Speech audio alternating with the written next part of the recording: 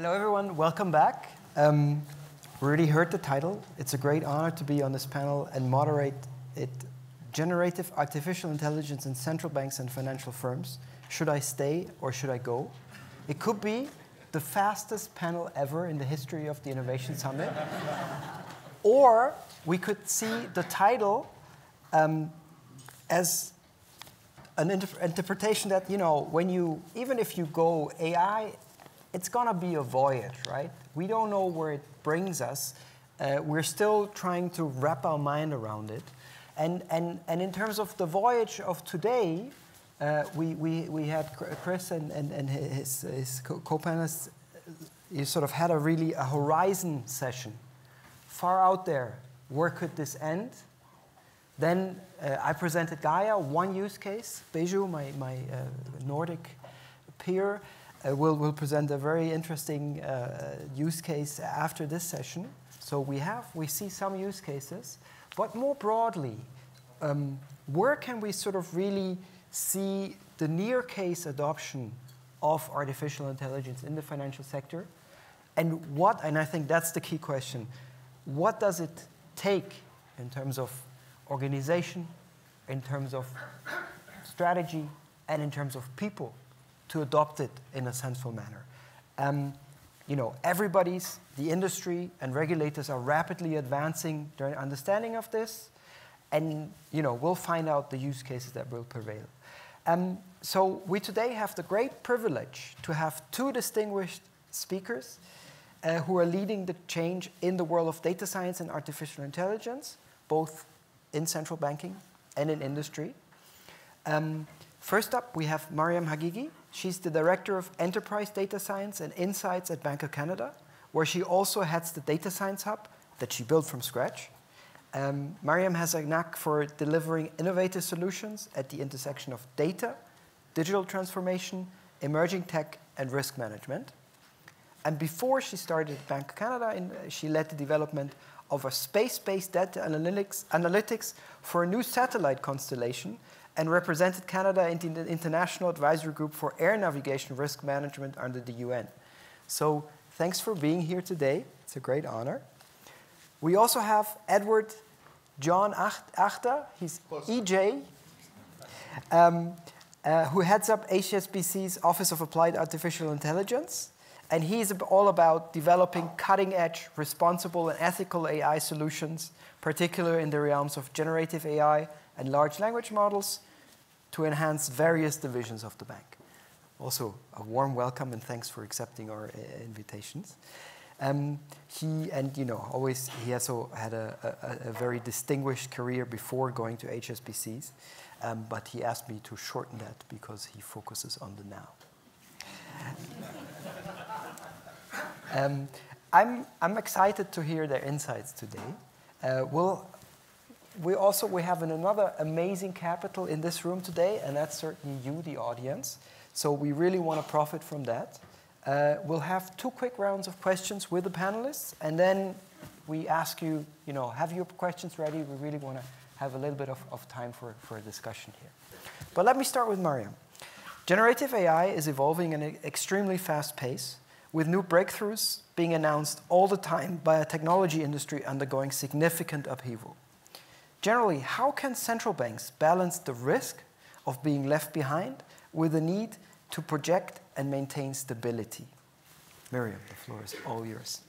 Thank you very much, Raphael. And let me start by thanking the BIS and all the organizers for such a fantastic summit. And a huge congratulations to Cecilia and her team of the BIS Innovation Hub. You've heard from all the fantastic projects at the centers. Aren't they simply amazing? So thank you. This has been really, really exciting.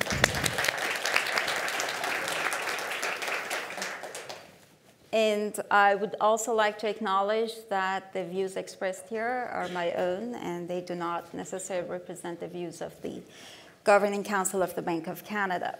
Now to your question, Raphael. So let's get something right out here, that AI is not new. We are talking about that today, But in fact, I'm going to start with a little bit of history on this topic around AI, because I sincerely believe that history matters, okay? So in the 1930s, there was this thing called mechanical brain that actually won a prize at this convention in Paris. And then in the 50s, you had all the work of the likes of Alan Turing and the famous Dartmouth Summer Project on artificial intelligence, when they actually envisioned all of that we're discussing today, okay? So this is not new. You might think even language models are new.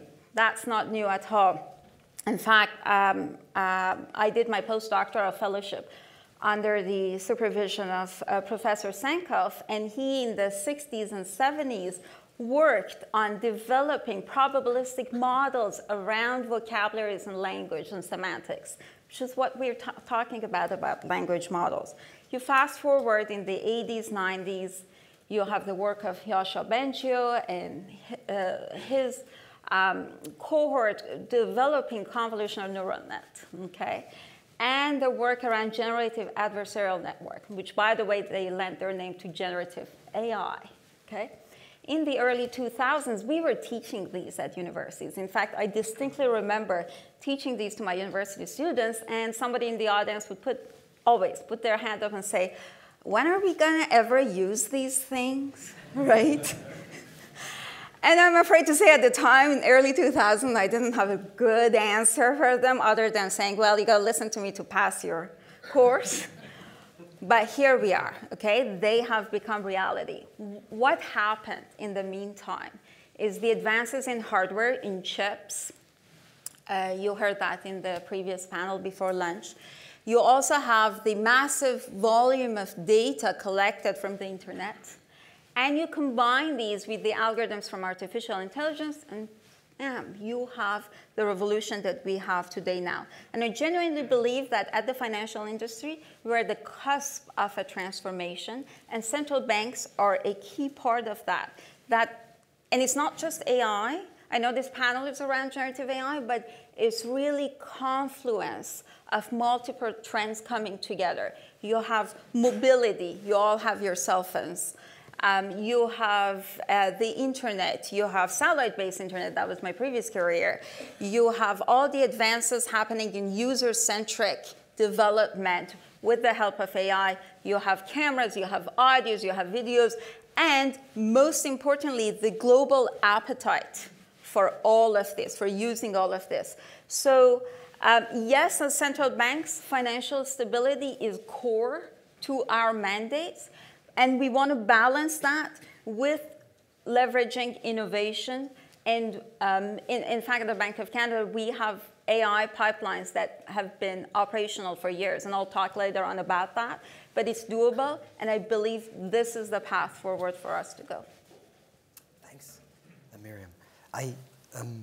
Let's also, before we dig a bit deeper into what we're actually doing, let's collect an industry perspective. Financial firms obviously also have been investigating AI for years. Data analytics, machine learning is not new, but again, this time is a bit different. What specifically is different about generative AI, and how big of an impact do you expect it to have on the financial sector in the next 2-3 years? Sure. I love the question because it allows me to answer a different question. And before I do that, I, again, want to thank and express to the bank for having us here. And I also want to congratulate Emily and Jeremy for an exemplary panel beforehand. I'm not going to layer on a lot of what they said. I do want you to keep their conversation with you top of mind. And that needs to be at the forefront and build upon what we're seeing here. So it's really about those things coming together. And I'm going to do my best to kind of fill in some of the white space. Now, what I think is fundamentally different here, and let's just do this in a non-scientific, non-empirical kind of study right now. Raise your hand if in the last 30 days you've either heard of or used ChatGPT at least twice. Just raise your hand. Okay. That's called product market fit. Okay. judgments aside as to whether you enjoyed it or used it, I asked you, had you heard about it and had you used it at least twice? Okay, and for those of you who weren't looking behind you, a predominance in the room raised their hand. Okay, so when we think about why is it different now, you know, the history is extremely important because it has brought us to this moment. And the question of should we stay or should we go is the wrong question. We don't have a choice. It's here. It's not going away. Okay? Now, there's an open debate as to what it is, but at the end of the day, you have just proven the point of something known as product market fit. Now, what do I mean by that? Okay? At the end of the day, if you're developing a product, a capability, or a service, and we're going to get to kind of use cases and viability in a moment, you have to solve for a problem. Okay?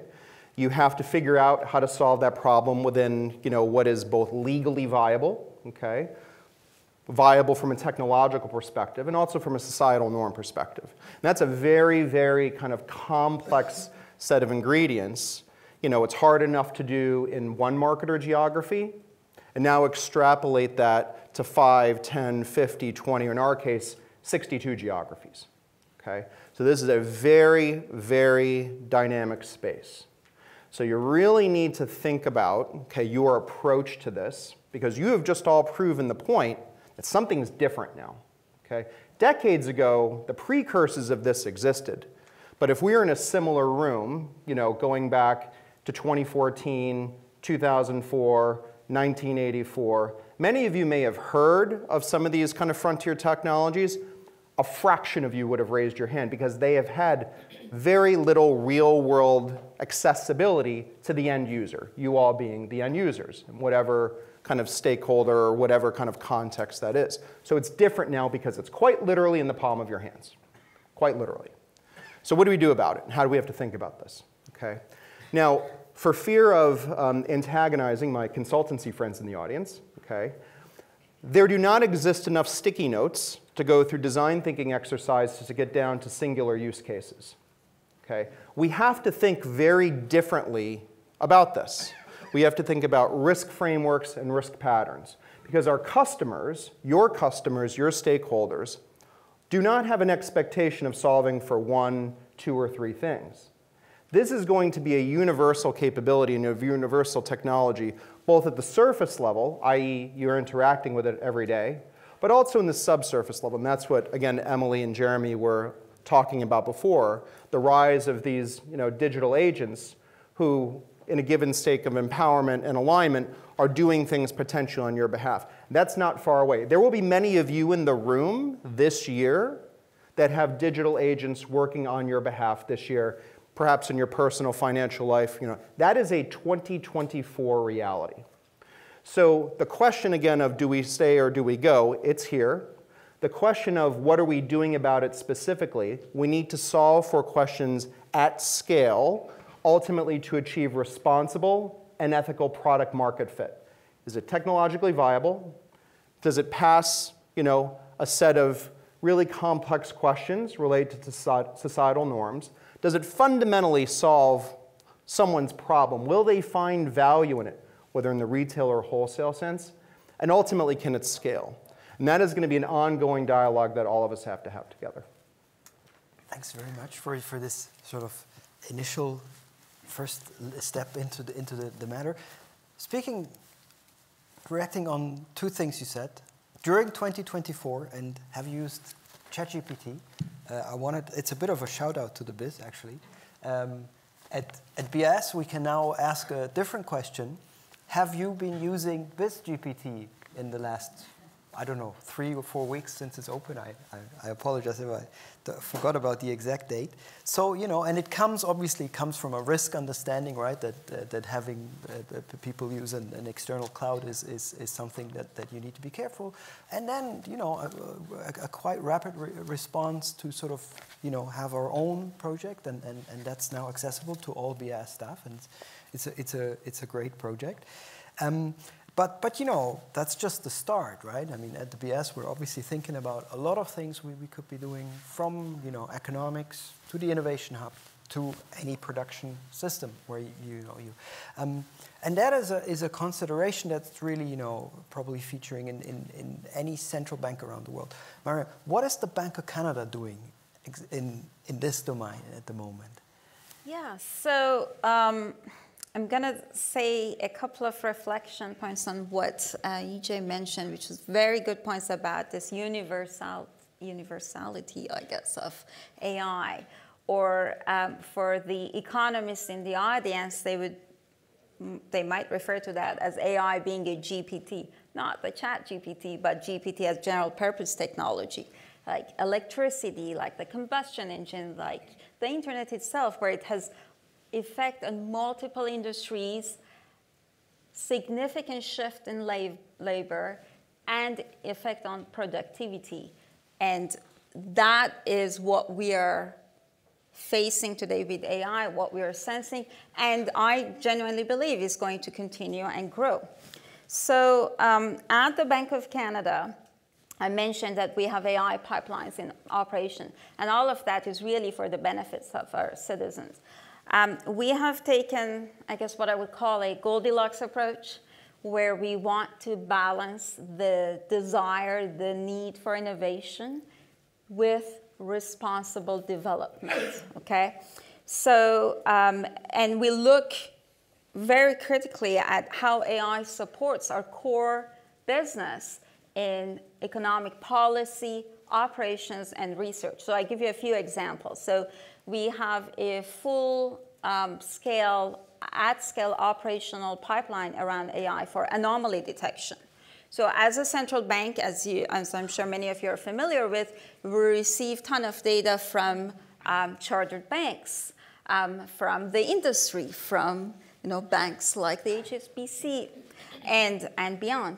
So these data submissions come to central banks, and they form the foundation of many of our analysis for monetary policy, for financial stability, for climate analysis, for financial market work, you name it.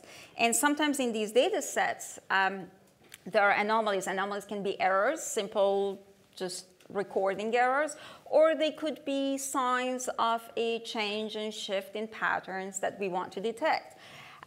Traditionally, we used to always do this anomaly detection. It used to be very much rule-based and with a lot of human work involved, and it's very label-intensive, and it was very much audit-based. We would only be able to assess a few points in each submissions that we get. It was impossible to go to the millions of records.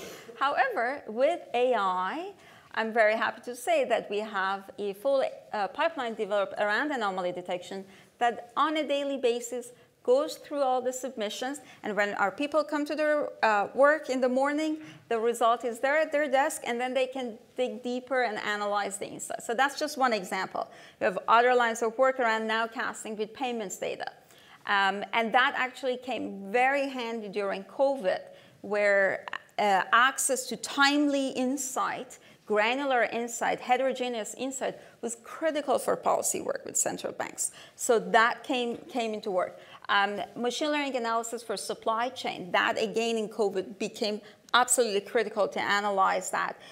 We worked with our colleagues in our cybersecurity team to develop AI techniques to help them with their work, which is quite an interesting area because considering the change in work and remote work environment and the landscape for cyber has changed. So at the Bank of Canada, we have, you mentioned earlier with developing our data science hub, so we have this hub and spoke model for our work where we have a central team that does a lot of enterprise-wide work and also enabling our various departments. And different departments have their own specific business and experts that focus on data science and AI. So we have this hub and spoke model. It's quite a vibrant environment. And we also have a ton of public-private type partnerships. We have a program called Pivot, Partnerships in Innovation and Technology. And we've recently done several partnerships with academics around developing AI models for our work. So that's another active line. And we work with central banks and BIS Innovation Hub with the new center, Miguel, Balta, and their colleagues. There's somewhere in the audience with the London Center with Francesca and John. It's just to learn from each other's experiences and also develop training for our staff. That's another key component for that. And final point being that I mentioned earlier, we want to do all of this responsibly. And we want to have a risk management approach, and EJ alluded to that earlier. So because of the risks around AI, risk around privacy, misinformation, hallucinations, you heard about that earlier. You discussed that yourself, Raphael.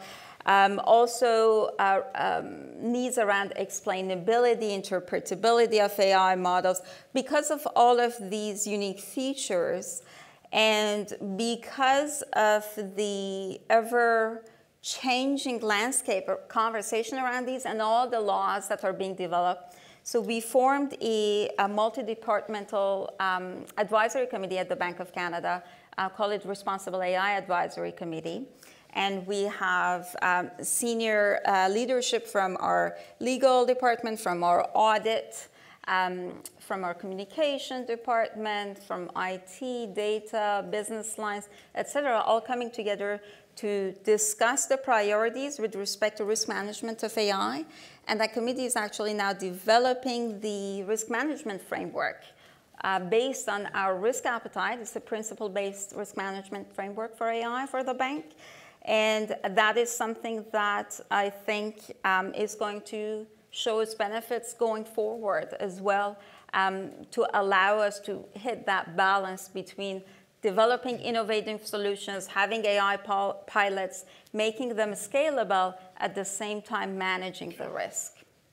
Thanks. Wow, that's a broad remit, and it's very exciting. I see merit in a lot of these things. I personally, I'm very excited about sort of the ability of AI to prepare information in a rapid manner so that human can see changes in the data faster. I think that's right. And we can surely all think back just a few years, right? Inflation, is it transitory, permanent? I think, faster data helps there. Or if we then think back a couple of more years, GFC, I'm sure, there were signals in the data. It just took us quite long to see them, and maybe AI can help. But there's one thing that you referred to that actually in our prep call, EJ kept emphasizing. That was the word training. And obviously, right, there is a private sector risk. So EJ, where do you sort of see the opportunities? Where do you see the risks? And most importantly, how do we harness these opportunities, prepare for the risks, in particular when it comes to the human capital side? Okay. Great question. So the purpose of why we formed the Office of Applied AI was threefold. So one, building production grade, and that's really important. I'm going to come back to that in a moment. Production grade AI and generative AI products responsibly and ethically. Two, how do you scale them across our global footprint in terms of our business and operational units? And three, the most important ingredient of all, which we're going to get to, and we need to speak more and more and more about this, is the human side, the workforce kind of transformation side. That is critical. Now, when you take a step back, okay, you have a range of activities, both public and private side, institutional, but fundamentally it breaks down to three things. You do some experimentation and a proof of concept because you have a hypothesis that something may or may not work. Okay? More often than not, it doesn't, and that's okay. That's what innovation is supposed to prove out. If it meets certain success measures, I'm going to come back to the people piece in a moment, okay, you're going to go into a pilot. You're going to test, you're going to learn, you might use real data, you'll interact with real customers, you'll truly get feedback. And then ultimately, it's your production grade products and capabilities that you integrate and embed, okay, with your operational processes, with your customer journeys, with your staff meetings. It becomes part of the fabric, okay, of your operational and organizational design. Now, across all that are your people. Okay? And there's a really big difference, when it comes to AI and generative AI capabilities. Okay? And the answer is going to be a very unhelpful "it depends," because a lot of the stuff that you do on that leading edge, that leading horizon kind of, it will not see the light of day. Maybe it's not technologically viable now. Maybe it's not within your risk appetite. Maybe it just doesn't, it's just not ready to scale and create value. Or maybe you don't have the right data. And again, the prior panel talked about the importance of data. I don't want to double click on that here. Again, I want you to keep that top of mind because that's really important. Now, when it comes to your people, okay, whether it's POC, whether it's a pilot or production, the common denominator here is your people. And what do I mean by that? Okay? If you're going to create a product or service, whether for your internal stakeholders or your external kind of customers, your people are that common denominator to use those products both ethically and effectively. Okay? From an ethical perspective, anything that you build and do, it has to stand the test to make sure that it meets your risk appetite. From an effectiveness point of view, are you creating value? Is your P&L being positively impacted? Are your customers more delighted today than they were yesterday? And if not, why not? And in order to do that, you have to have an effective and skilled workforce, which means that it's base. They need to understand how AI and generative AI work. Now, whether you're a product team, whether you're a risk steward, whether you're customer facing, all of those personas in that ecosystem, particularly when we come to financial services, they all have to come together because they all need to be equally informed. So whether it's because, and I've said this on prior panels, whether or not your motivation is, the law, always a good motivation, whether or not your motivation is the highest and best use of your employees to get the most out of them, because talent, is really important to make sure that your talent stays with you and that you attract great talent. So you want to do everything you can to make sure that you make the most of that talent. Or whether your motivation is creating a great product that creates delight and value for customers, doesn't matter what your starting point is. It all comes back to an effective, informed, and educated workforce. And so the things that we've had to do to put that in place, going back a number of years, but now increasingly, is create both the push and the pull in terms of training, but also the motivation, a little bit of FOMO, a little bit of engagement, all those ingredients kind of coming together, and people are very proud of this. And the interesting thing, when we will inevitably get the question of what does this mean for workforce displacement, okay, and it's a legitimate question to ask. If you bring your people to the technology, okay, if you excite and engage them around how this can make a positive difference in their personal and professional life, they will jump at the opportunity to educate themselves, to become the better version of themselves so that they can be more productive. As long as you open that up in a way that's inclusive, that drives diversity, that drives all those things, you will be remarkably surprised at how engaged your workforce is. And at the heart of that is making sure that you connect the technology to the necessary education. Thanks a lot. Connecting technology, connecting these discussions, we wanted to go back to our starting premise. The BIS Innovation Hub Summit has this unique flavor that it brings together the policy world and the industry world on technology. So at this stage, we want to open it up to the audience. Please, we've seen like two really interesting perspectives. What are the use cases? What is the range of projects? What is the risk framework? And what does it take to make people stay? Which also explains the title of this discussion. Do we have a? Oh, sorry. I think that the mic is already there, and then we'll go there. Oh, sorry. You'll get it next, I promise. So I had a question just around, can you speak to the tension between the data requirements or the potential expansive data requirements for AI to effectively train and produce accurate models, and maybe the necessity of privacy, specifically within the financial context? And do you see any potential supplemental technologies like MPC or something to maintain that privacy for participants to share some level of data without actually revealing underlying pieces of information? Sorry? Sure, I'll start that. So maintaining privacy is absolutely fundamental. That is the North Star when we develop any AI model, or quite frankly, any model, AI or not, that leverages data. Now, of course, for central banks, the conversation has a different lens, different angle from the industry. So I will give our perspective, and then you'll hear from EJ about the industry perspective. So for us, it depends on the data set, and it depends on what category of sensitivity that data set is categorized at. So some are, of course, less sensitive, some are more sensitive. You have access management control around that. And then you have a range of possibilities with technology, be it cloud-based, all the way down to on-prem access to develop and leverage for your models. You also have complementary technologies around privacy enhancement technologies. So, things like confidential computing, differential privacy, homomorphic encryption, et cetera, which we have experimented with. So far, those techniques are a little bit further behind in terms of their computational capabilities that we need them to be at. However, the opportunities are still there to develop these techniques, test with AI models and large language models and Gen AI, suitable to the classification of data.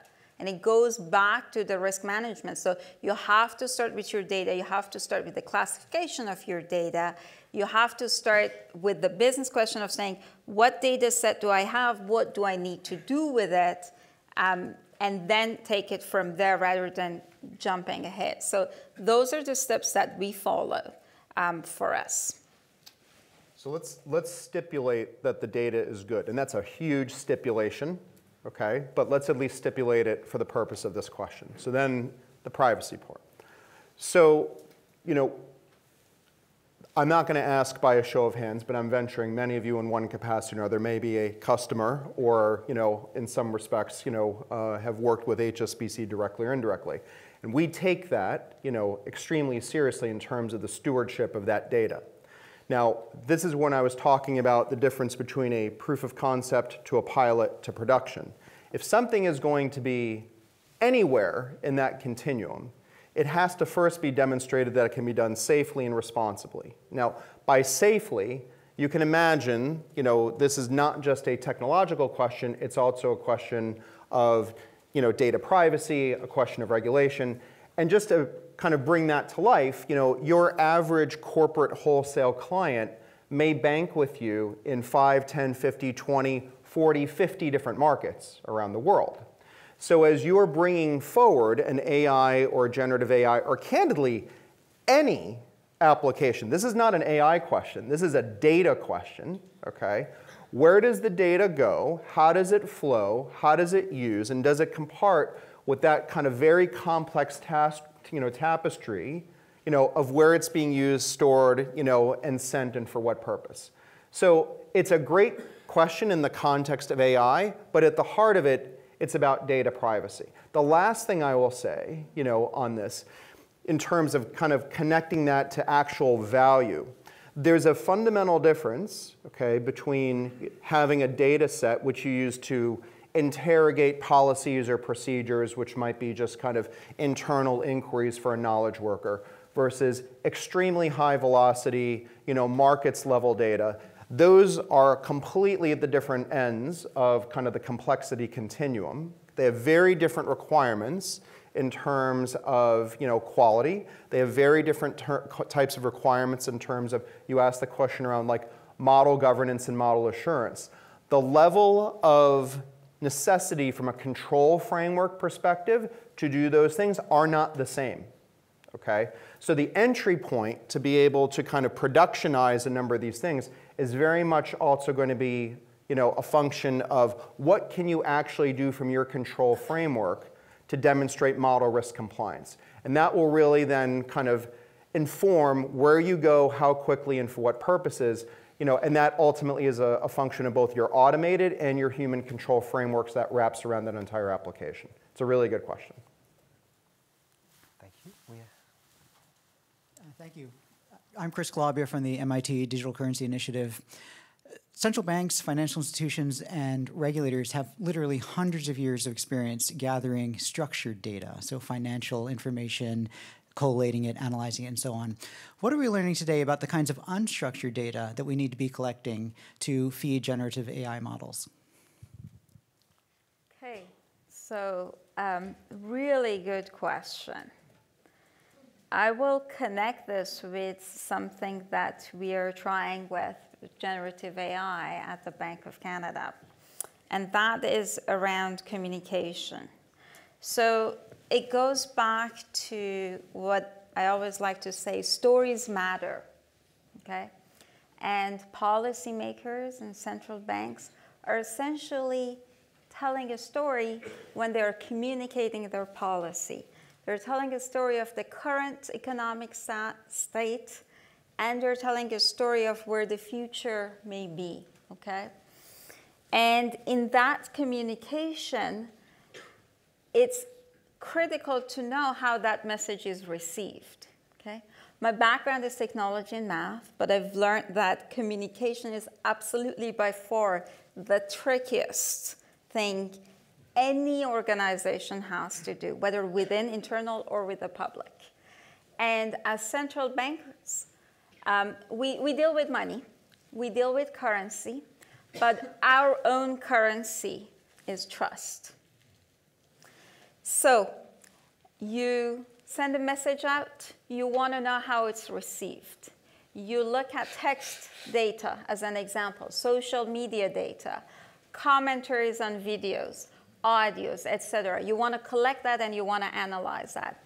Generative AI is incredibly great at letting us do that kind of analysis of unstructured data to see how those stories are received. What is the story out there in the economy, where things are heading to, so that not necessarily structured data, but unstructured data, and then bring that in, and then turn that into usable formats that then you can join with structured data. And that is, I think, where the hard work is at. Because you get this unstructured data, often micro data, and then you have the structured macro level data coming from your national statistical agencies. And you want to make sure these align and that there are no gaps. And you want to make sure that you really understand the interdependencies of these. There is also, related to storytelling, there is also the story of AI that we want to say, which is what we are here for, but that's topic for another question. Briefly, I'm extremely excited about that possibility of how structured and unstructured data can be fused together to address and deliver value across a range of outcomes. That said,